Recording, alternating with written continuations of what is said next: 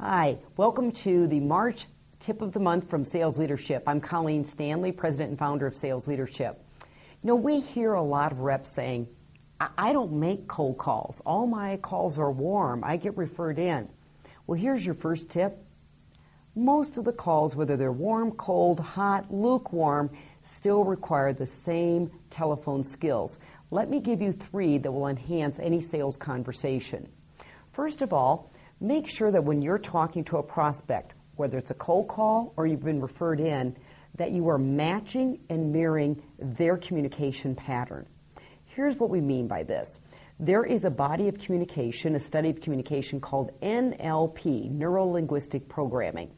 And it's a communication model that emphasizes matching and mirroring your prospect's rate of speech, volume of speech, and type of words.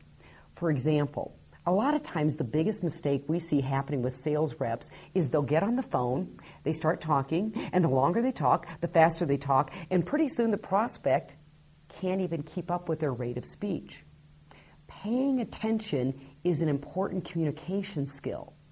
If I'm talking to a prospect that speaks a little slower, a little lower, takes time to think through their answers, I must, as the salesperson, pay attention to that communication style and match and mirror my prospect.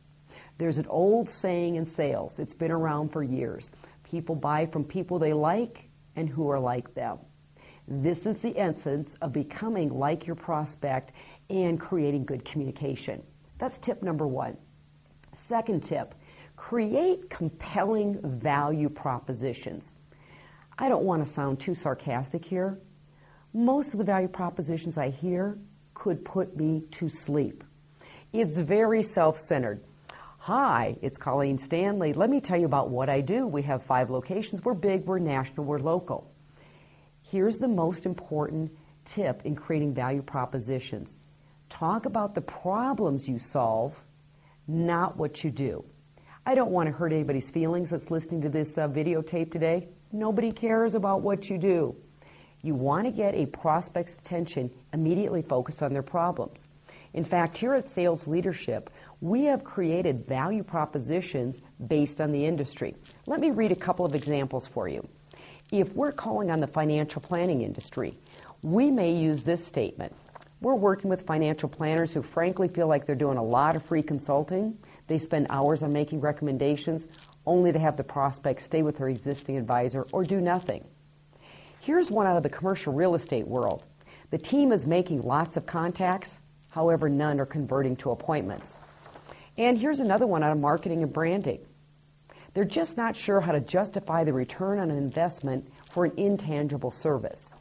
Now, what we've talked about here are problems that are unique to each industry, not about what we do. Frankly, no one cares that we do sales training or that we do sales management training. They only care that we take care of some of the problems they're experiencing. The last tip is this. Even if you have been referred into an account, you must have the discipline of running a qualifying conversation.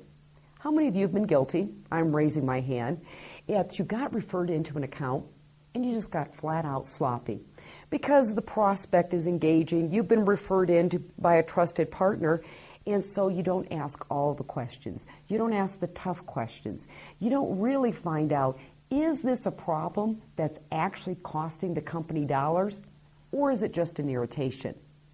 So that's your final tip today. Whether it's a cold call, warm call, referral call, lukewarm call, use the 3 principles that enhance any sales conversation.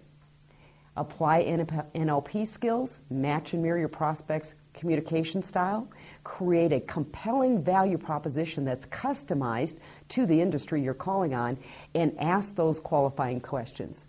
We're glad you joined us this month for our March Tip of the Month. Thank you.